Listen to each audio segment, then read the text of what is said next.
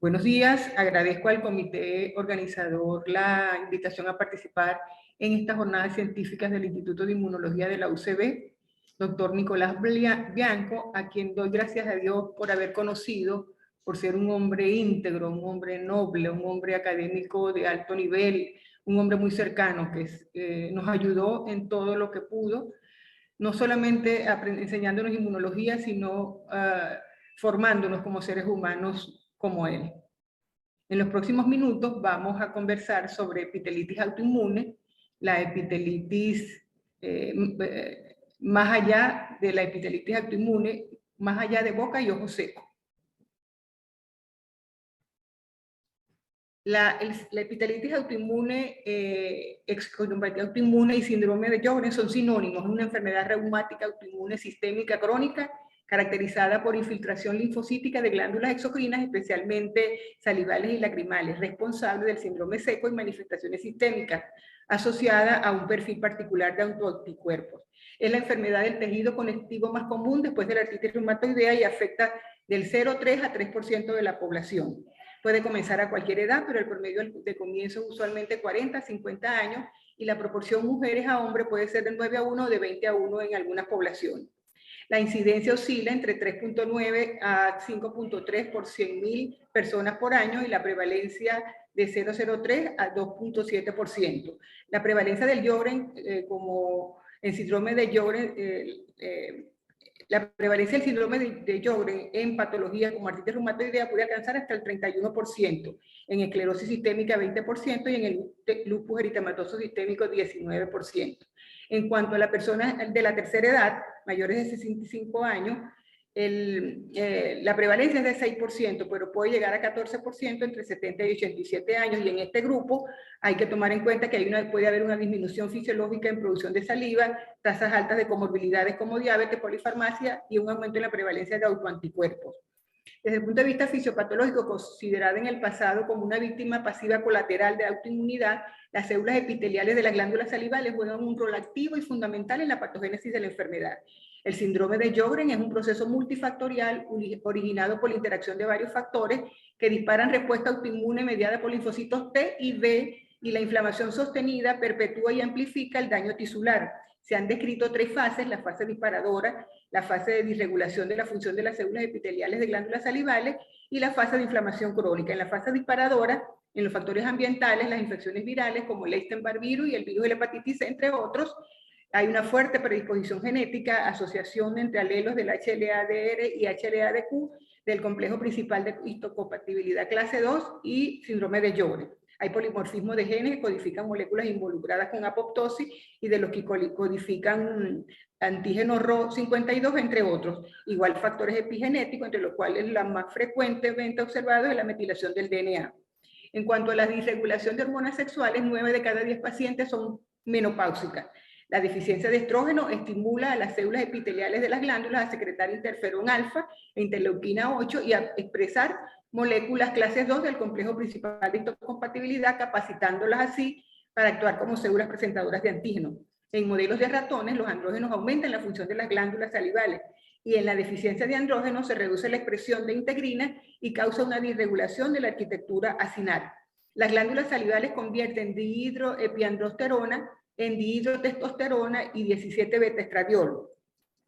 En las menopáusicas con Sjögren son vulnerables a la deficiencia androgénica debido a que los niveles de testosterona producidos en ovarios disminuyen, y a que la única fuente de dihidrotestosterona es la conversión local de dihidroepiandrosterona en las glándulas salivales, y estas están afectadas.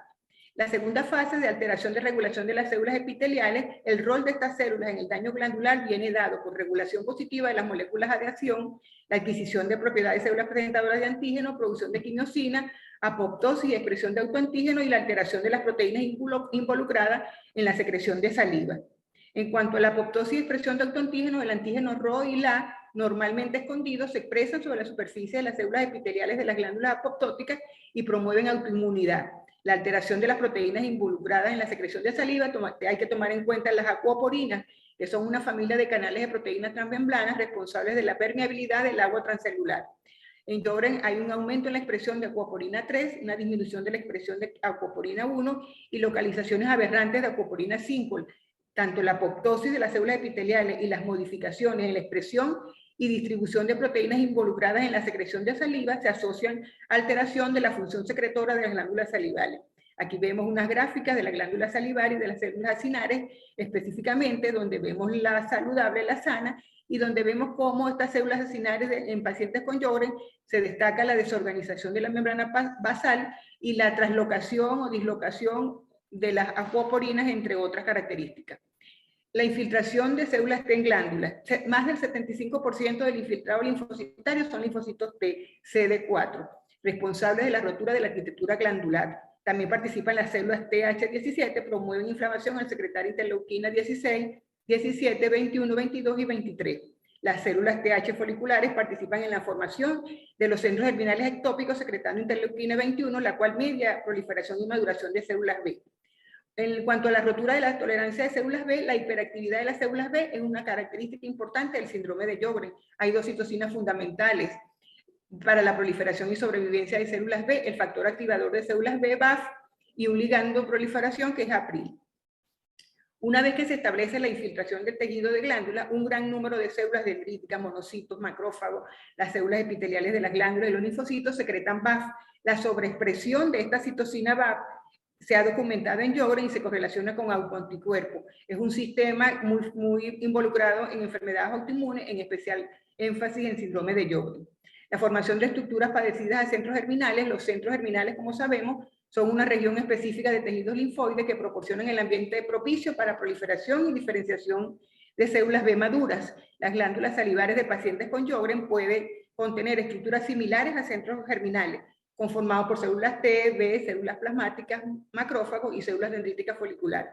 Producción local de anticuerpos. Los autoanticuerpos más comunes asociados a esta entidad son los dirigidos contra los autoantígenos Rho y La expresados en tejidos de glándulas y glándulas lacrimales. Hay otros autoanticuerpos patogénicos que los cuales se cree que participan de manera activa en esta condición. Los autoanticuerpos Rho y La se correlacionan con disfunción severa de glándulas exocrinas, con agrandamiento de glándula parótida y en un número grande de infiltrado linfocítico en glándulas salivales. Aquí vemos en esta imagen cómo en las fases de síndrome de Sjögren de larga data, en estos estadios tardíos, el síndrome se caracteriza por exposición antigénica crónica, producción local de anticuerpos, acumulación de células TCD4 y B y la formación de lesiones linfoepiteliales. El daño de la arquitectura sinosalival. Una de las características morfopatológicas de las glándulas salivales en pacientes con esta entidad es la presencia de infiltrado focal de linfocitos. El foco infiltrante se define como score foco. Es un grupo de 50 más linfocitos en 4 milímetros cuadrados de tejido. La infiltración de glándulas salivales se asocia a destrucción y fragmentación del tejido glandular, hiperplasia acinar, reemplazo de células acinares con infiltración grasa o fibrótica. Y esta es la imagen del foco típico de cialodenitis linfocítica que se observa cuando se estudia una biopsia de glándula salival labial menor, y lo que se define como focus score es el promedio del número de focos por 4 milímetros cuadrados de tejido glandular que se observa en las biopsias de estos pacientes. Aquí vemos un resumen gráfico de los mecanismos fisiopatológicos, las células epiteliales como protagonistas, al igual que muchas citocinas, predominantemente BAF. En las manifestaciones clínicas, aunque frecuentemente reducido a síndrome seco, el síndrome de Sjögren primario es una enfermedad sistémica que puede afectar todos los órganos, y esas manifestaciones pueden ser debidas a varios mecanismos. Sequedad asociada a sacrinopatía, epitelitis autoinmune con infiltración linfocítica periepitelial de órganos blancos, asociada a autoinmunidad específica de órganos con autoanticuerpos específicos, manifestaciones sistémicas ligadas a presencia de complejos inmunes o crioglobulinemia y la expansión linfocítica clonal. En esta gráfica observamos las características del síndrome de Sjögren, las características clínicas del síndrome de Sjögren primario subdivididas en manifestaciones glandulares. Se queda en bocas, ojo, en nariz, en vagina, en tráquea, etc. Las manifestaciones extraglandulares epiteliales como la bronquiolitis, la colangitis autoinmune, la hepatitis autoinmune, las manifestaciones extraglandulares no epiteliales como las artralgias, la vasculitis, el compromiso renal, la trombocitopenia, la linfocitopenia y las manifestaciones del sistema nervioso central y periférico. Durante los últimos años se ha hecho un esfuerzo por caracterizar la enfermedad sistémica en síndrome de Sjögren y se está evaluando la forma de incluirlos en los criterios de clasificación próximos. El síndrome de Sjögren también está asociado a un aumento en riesgo de cáncer, sobre todo el linfoma no-Hodgkin y cáncer de tiroides. Y hay biomarcadores asociados al linfoma, como son signos exuberantes de proliferación de células B, producción de complejos inmunes, el focus score mayor a 3, el consumo de complementos, linfopenia, linfadenopatía, entre otras características. El diagnóstico, desafortunadamente, no hay prueba diagnóstica única para confirmar el diagnóstico del síndrome de Sjögren. Síndrome seco, fatiga y dolor musculoesquelético inespecífico, que son síntomas predominantes en los pacientes, puede ser erróneamente tomado como secundario envejecimiento, ansiedad, depresión o perimenopáusico. La presentación del síndrome es muy heterogénea e insidiosa, difícil de reconocer y el diagnóstico puede retrasarse hasta 10 años. Manifestaciones sistémicas pueden preceder al síndrome seco y por eso es muy importante definirla. Las manifestaciones oculares afectan más del 95% de los pacientes, sienten incapacidad para lagrimear, sensación de cuerpo extraño, inflamación conjuntival, la hiposalia genera molestias en la garganta, adherencia de la comida a la mucosa, disfagia, dificultad para hablar o comer, caries dental, pérdida de dientes, compromiso periodontal, sequedad de labio, aftas, etc. Hay que hacer estudios objetivos para medir el síndrome seco. Y entre los que se mencionan, el test de Schirmer, el tiempo de ruptura de película lacrimal, la tinción de superficie ocular, tratando de evaluar el daño en la córnea y en la conjuntiva con 2 colorantes o más colorantes, rosa de bengala y verde de lisamina. También la hiposalivación se mide por cialometría, cuando se mide por el flujo salival no estimulado, el patológico es menor de 0,1 por milímetro por minuto, y cuando se mide el flujo salival estimulado, patológico, el nivel es entre menor de 0,5 y 0,7 mililitros por minuto. También se utilizan radiocielografía, cintigrafía y ultrasonido, que está tratando también de incorporarse a los próximos criterios de clasificación. El compromiso parenquimatoso puede complicarse por agrandamiento de parótidas recurrentes, delito infeccioso, litiásico, inflamatorio o linfamatoso. Y un aspecto importante es la prevalencia de los autoanticuerpos en síndrome de Sjögren. Los anticuerpos antinucleares pueden verse hasta más del 80% de los pacientes, anticuerpos RON 50-90, anticuerpos LA 25-60, el factor reumatoideo entre 36 y 74%.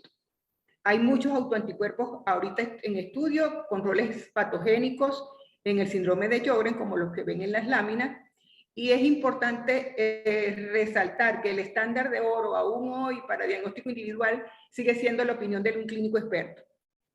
Para diagnóstico en grupos de pacientes o que van a ser incorporados a estudios de investigación, existen criterios de clasificación que permiten las definiciones comunes en síndrome de Sjögren primario.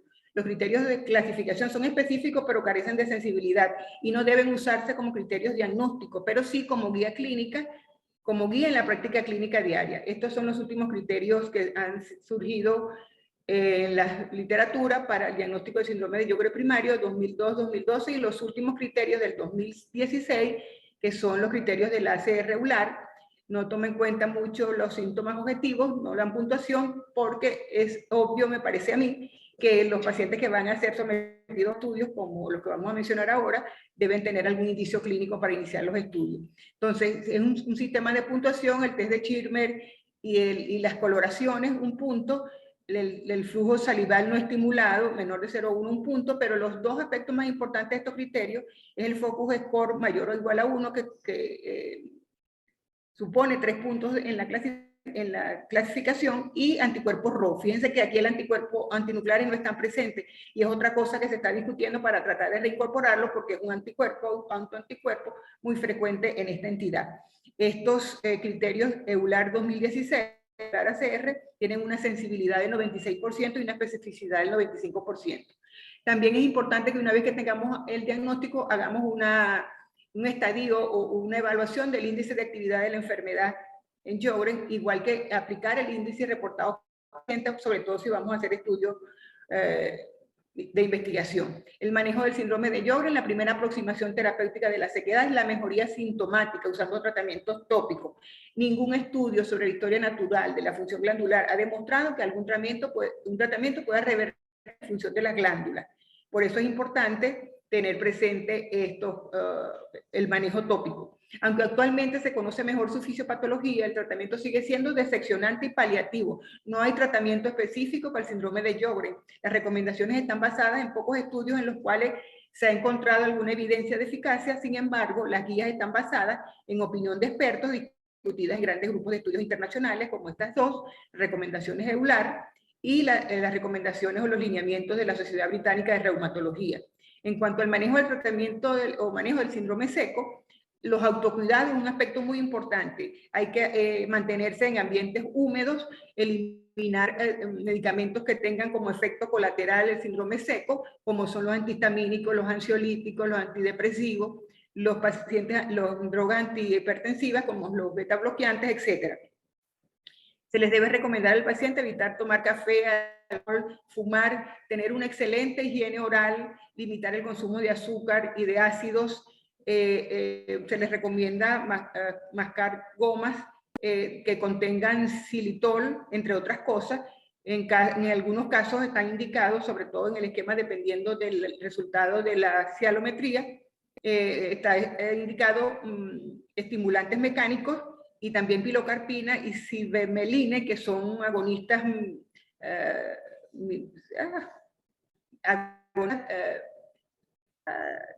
de acetilcolina, pues, y tienen que ver con, y hay estudios que señalan que producen mejoría de los cuadros clínicos en estos pacientes.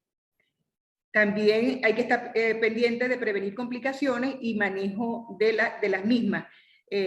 Uso de enjuagues bucales que contengan fluoruro, diagnosticar de ser necesario candidiasis si hay infecciones y estar pendiente de las masas parotidias que puedan estar indicando que el paciente pueda estar desarrollando un linfoma. En caso de sequedad vaginal, también se recomiendan lubricación vaginal y estrógenos tópicos.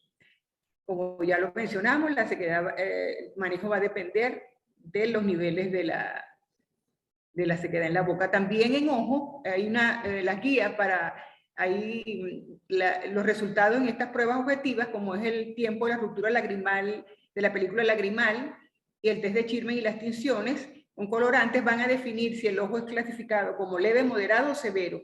En el caso severo, el tiempo de ruptura lagrimal es menor de 5 segundos y hay scores de tinciones altos, como los vemos ahí en la imagen, y este es el tipo de paciente que puede ser, donde debe estar indicado los aceites o gotas que contienen ciclosporina. Réstasis, por ejemplo, donde la mayoría de los oftalmólogos consultan al inmunólogo para decidir la indicación. También se recomiendan intervención no farmacológica, ejercicio regular, manejo del sueño, técnicas de relajación, integrarse o articularse a grupos de Sjögren, entre otras indicaciones. A pesar del origen autoinmune, ningún tratamiento inmunosupresor ha demostrado eficacia suficiente en síndrome seco y síntomas constitucionales. En 1996 se hizo un estudio con metrotexate y se logró como resultado que hubo mejoría en los principales síntomas subjetivos, pero no hubo mejoría de los parámetros objetivos. Y concluye que puede ser una forma aceptable de manejar el síndrome de Sjögren, pero que se necesitan estudios, por supuesto, doble ciego a mayor escala. También se han hecho estudios con infliximab, que es el anti-CD20, evaluaron la eficacia y seguridad en 16 pacientes, tomando en cuenta la escala análoga visual global del dolor, de la fatiga y la sequedad. Los pacientes recibieron 2 infusiones de baja dosis de rituximab a 375 miligramos por metro cuadrado a la semana 0 o uno sin premedicación con glucocorticoide. Y a pesar de que habían empezado con una infusión más alta, finalmente terminaron con una infusión en 100 miligramos por hora que fue bien tolerado con un solo caso de condición parecida a enfermedad del suero. Hubo reducción dramática en las células B en sangre y glándulas lacrimales, y a las semanas 12, 24 y 36 la puntuación de la escala análoga visual mostró mejoría significativa, pero no hubo cambio en las pruebas objetivas. Este es un gráfico de depresión y regeneración de las células B después del tratamiento con rituximab, medidas por citometría de flujo. En el lado derecho vemos cómo hubo una depresión absoluta en las glándulas salivales y las subpoblaciones de linfocitos antes y después del tratamiento con rituximab. A las 0, a las 12 semanas, fíjense que hubo una en CD19, hubo depresión absoluta. que luego retorna a la semana 36 la población de células B. En conclusión, la infusión de rituximab a baja dosis fueron bien toleradas sin el beneficio de los glucocorticoides. Las infusiones indujeron una rápida depresión de células B en sangre y ganglios de glándulas salivares y podría mejorar el síndrome de Sjögren primario. Se necesitan, sin embargo, estudios controlados a mayor escala RCT. Con la hidroxicloroquina ha pasado similar, no lo ha logrado objetivo primario en el RCT Joker. Igual en un estudio, una revisión sistemática y metaanálisis que se hizo, no se encontró diferencia entre usar ciclosporina o placebo. El infliximab, el etanercept, el tocilizumab fallaron en mostrar efectos favorables en la función de glándulas exocrinas. El abatacept en el ensayo de la prueba de concepto demostró mejoría significativa en la puntuación SPRIT y en la ruptura de la película lagrimal, pero no en el flujo salival no estimulado. Y los últimos estudios, la mayoría dan estudios negativos, o sea, no a favor del uso de abatacept, que son estudios contradictorios. El rituximab, algunas pruebas, pero no todas, han demostrado mejoría de sequedad. Entonces, en el manejo sistémico, el manejo de las manifestaciones sistémicas debe hacerse basado en la actividad de la enfermedad, SDAI, índice de actividad mayor a 5 puntos, fundamentado en muy pocos RCTs, algunos estudios de cohorte y en reportes de casos. 95% de las publicaciones sobre el manejo incluyen esteroides, metilprednisolona 7.5 miligramos, solo en combinación con inmunosupresores. Se sugiere hidroxicloroquina y metrotexate para piel y problemas musculoesqueléticos, azatioprina, ciclofosfamido, micofenolato para compromiso renal y pulmonar, inmunoglobulina intravenosa para neuropatía o miositis y rituximab para manifestaciones asociadas a crioglobulinemia en casos de rescate. También este año, el mes pasado, se publicó este estudio que evalúa la eficacia del belimumab en síndrome de Sjögren con una revisión sistemática. Solo 3 artículos, 28 pacientes, y ellos encontraron mejoría en la función de las glándulas salivales y en las manifestaciones sistémicas. Y a pesar de que concluyen que la evidencia para determinar la eficacia del belimumab es limitada, belimumab parece ser efectiva en reducir síntomas de actividad, o actividad sistémica, perdón, el agrandamiento parotídeo, linfadenopatía articular, manifestaciones sistémicas y biomarcadores de células B. Es una droga prometedora. Y para finalizar, dado su rol predominante en la producción de autoanticuerpos, centro germinal y evolución al linfoma, la depresión de células B es uno de los mecanismos terapéuticos más estudiados en el síndrome de Sjögren primario. Como lo vemos a la derecha, es la diferenciación de células B. La mayoría de las células que tienen esos receptores rojitos en su superficie son esas marcas rojitas, es la proteína CD20. Las células Pro-B y las células plasmáticas, al igual que las células plasmáticas de larga vida, no expresan CD20. Se ha determinado que las células plasmáticas y las células plasmáticas de larga vida pueden exhibir respuestas autoinmunes, y esto explicaría la falla de rituximab en lograr depresión completa de B y falla atribuible a la persistencia de autoanticuerpos secretados por las células plasmáticas. En los últimos reportes se observan altos niveles de BAFF que se ven posterior a la depresión de células T inducida por rituximab, y es una racional para la terapia secuencial que se está poniendo en práctica en este momento entre rituximab y belimumab, que se está probando para lupus y para síndrome de Sjögren, con resultados alentadores en las primeras evaluaciones. En conclusión, el síndrome de Sjögren es una enfermedad autoinmune crónica común que pudiera no ser benigna, se asocia a manifestaciones sistémicas severas y al desarrollo del linfoma no Hodgkin. Más allá de boca y ojos secos, es una enfermedad sistémica. Tener presentes los criterios de clasificación como guías diagnósticas y estadiar la condición utilizando índices de actividad de la enfermedad y el índice reportado por paciente. El manejo debe ser multidisciplinario. En síndrome de Sjögren debemos conservar, reemplazar y estimular las secreciones de las glándulas. No existe tratamiento específico inmunosupresor, solo inmunosupresores si el índice de actividad es mayor a 5 puntos, y las estrategias que combinan anti-CD20 y anti-BAFF están siendo prometedoras en este momento. Muchísimas gracias.